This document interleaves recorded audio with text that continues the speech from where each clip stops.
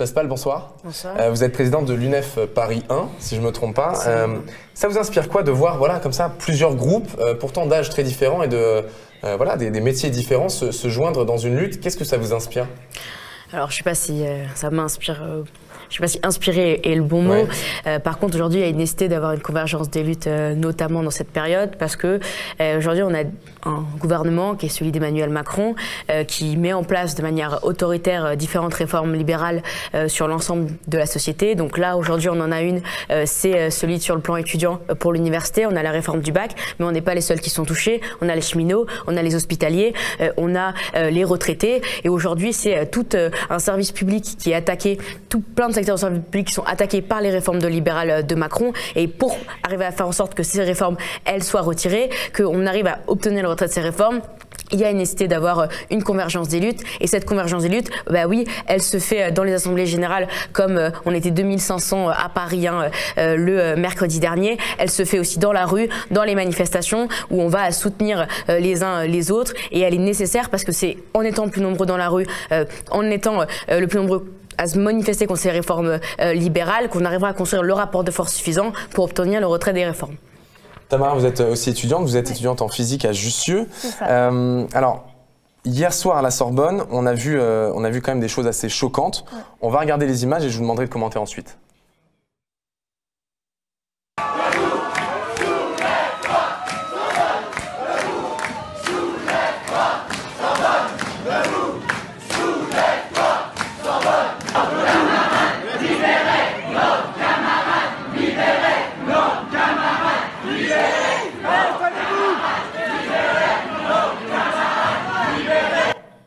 Donc on a vu des CRS qui utilisaient la force dans une enceinte universitaire.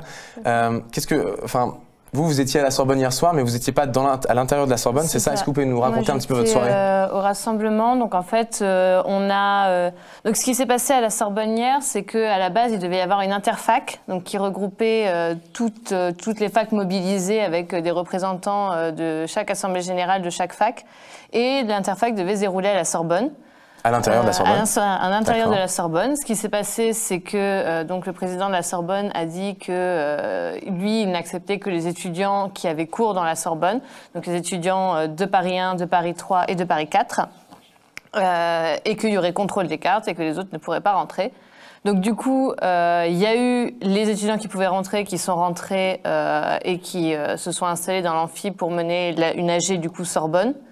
Et le reste, c'est des étudiants qui s'est rassemblés, en fait. Qui pouvaient pas rentrer, qui du coup s'est rassemblés dehors. Donc quand on a entendu ça avec plusieurs camarades de Jussieu, comme en plus nous, on est juste à côté, on est tout de suite allé voir ce qui se passait.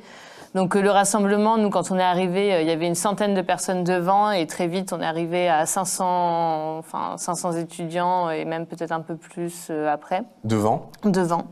Et donc du coup, il y a eu l'assemblée générale qui se déroulait à l'intérieur, nous qui étions devant. Et au bout d'un moment, puisque le président de la Sorbonne refusait toujours de laisser l'assemblée générale interfac se dérouler, les étudiants qui étaient à l'intérieur ont décidé d'occuper la Sorbonne. D'accord. Et donc du coup, voilà, l'occupation qui s'est faite de manière tout à fait pacifique. Il n'y a même pas eu de barricades ou de choses. Il n'y a eu aucune dégradation. C'était juste des étudiants qui étaient dans un amphi et qui ont décidé d'y rester tant qu'on ne pouvait pas faire l'AG interfac. Ensuite, malheureusement, donc pendant la soirée, il y a eu l'appel comme quoi Tolbiac risquait de se faire évacuer violemment. Et donc, du coup, vous avez décalé à Tolbiac. C'est ça, avec des centaines de cartes de CRS qui arrivaient à Tolbiac. Et donc, l'urgence, du coup, à ce moment-là, c'est plutôt Tolbiac, qui est une occupation qui dure depuis plusieurs semaines, qui est installée. Jaspal, vous étiez aussi à la Sorbonne hier. Vous étiez dans les locaux ou à l'extérieur? Alors, moi, j'étais pas dans les locaux. Quand je suis arrivée, on ne m'a pas permis d'avoir accès au bâtiment, alors que je suis étudiante, du coup, en Master 1 à Paris 1, et donc, qui est une des facs qui est dans la Sorbonne. Et du coup, moi, je suis restée dehors, donc on est resté très longtemps. Vous avez vu les CRS rentrer ou pas? On a vu les CRS rentrer, et globalement, il y a eu plusieurs faits de violence quand même qui ont eu lieu. C'est à la fois les étudiants à l'intérieur qui sont violemment évacués par les CRS, à la fois dehors, on s'est fait, les étudiants qui étaient devant, il y a eu des gazages qui ont été faits pour les étudiants qui étaient devant, et parallèlement à ça, on avait une attaque à Tolbiac, où on avait des CRS qui étaient en option et mais mis en place pour pouvoir évacuer le centre. Et il y a quand même quelque chose qui est assez rigolo, c'est que le matin même, on avait, le midi même, on avait Macron qui parlait des manifestants comme des agitateurs professionnels.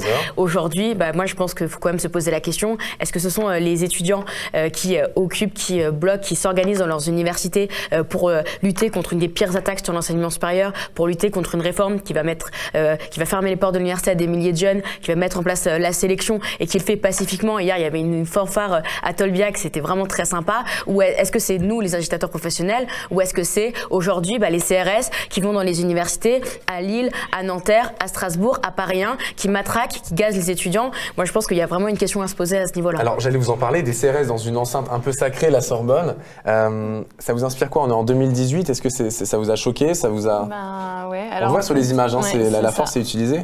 Mais oui, alors en fait, en plus, il faut savoir que donc normalement sur les sites universitaires, les CRS ne peuvent pas intervenir, sauf sur demande des présidents d'université, sauf du coup maintenant à Tolbiac, puisque le président d'université a décidé de laisser la situation dans les mains du préfet. Donc du coup, à présent, le préfet peut intervenir quand il veut, d'où le fait que quand il y a des menaces actuellement sur Tolbiac, on essaie d'y être un maximum tout de suite. Et à la Sorbonne, puisque depuis mai 68, en fait, à partir de 22h, la Sorbonne est aussi sous juridiction du préfet. Et donc du coup, c'est pour ça qu'à 22h, les CRS ont pu intervenir facilement comme ça. Et c'est vrai que, on est en plus aux 50 ans de mai 68 et ça semble assez choquant de se dire que l'université, qui est censée être un lieu d'échange, de partage, de savoir, de connaissances et surtout un lieu d'accueil, peut être envahi et des étudiants peuvent se faire comme ça agresser au sein de l'université. Alors, le gouvernement, il n'a pas l'air de reculer sur grand-chose en ce moment. Vous pensez que le mouvement étudiant qui va se poursuivre, quelle va être l'issue de ce mouvement étudiant, Jaspal? Vous êtes président de l'UNEF Paris 1, donc vous avez peut-être une vision à moyen terme de ce qui va se passer. C'est quoi l'issue la plus probable? Alors, je ne sais pas... je ne peux pas vous prévenir l'avenir. Si on savait ce qui pouvait arriver dans l'avenir, mais si en tout cas, vous n'allez pas lâcher? Alors, dans tous les cas, on ne va pas lâcher. Et en plus, ce qu'on voit depuis plusieurs semaines, c'est qu'on a une mobilisation qui se construit et qui s'amplifie sur l'ensemble des sites universitaires. Regardez, Paris 1, on a fait 3 aspects générales, 1000, 1500, 1000 encore. À Paris 3, ils sont 1500, 2000 en AG, alors que c'est une toute petite université. Là, encore, à Nancy, ils étaient 1500 et à Metz, c'était 1000, alors que c'est la même université, juste sur 2 villes différentes. On a quand même une mobilisation qui augmente tous les jours. On a des assemblées générales qui augmentent tous les jours sur toutes les universités. Là, encore à Strasbourg hier, encore à Nanterre hier. On a des assemblées générales qui grossissent. Même à Lorient-Vannes, qui est une petite université, on a des assemblées générales qui se font. Enfin, on a vraiment quelque chose qui se construit. Et moi, je pense que là, il faut continuer à faire augmenter la pression. Il faut continuer à créer des mobilisations sur tous les sites des différentes facs. Par exemple, à Paris 1, nous, on a 29 sites en tout, quand même. Il y a 2 sites qui sont occupés, donc le site de Saint-Charles, le site de Tolbiac. Là, on a une tentative d'assemblée générale à la Sorbonne qui n'a pas... En ce moment, c'était cet après-midi? Non, c'est celle d'hier, du coup, l'AG Interfac. Donc l'idée, c'est d'augmenter la pression, augmenter la mobilisation sur l'ensemble des sites, sur l'ensemble des universités, et parce que c'est en ce rapport de force qu'on pourra créer après, en emmenant aussi les étudiants dans la rue, parce que c'est dans la rue aussi que le rapport de force il pourra se poser, on pourra réussir à obtenir le retrait de cette réforme. Et dans tous les cas, non, on va pas lâcher et on va continuer pour obtenir le retrait de la réforme. Merci beaucoup, Jaspal et Tamara, d'être venus. On garde un œil aux médias, on garde un œil attentif sur ce qui se passe et peut-être que vous reviendrez en plateau nous expliquer les suites du mouvement. Merci beaucoup.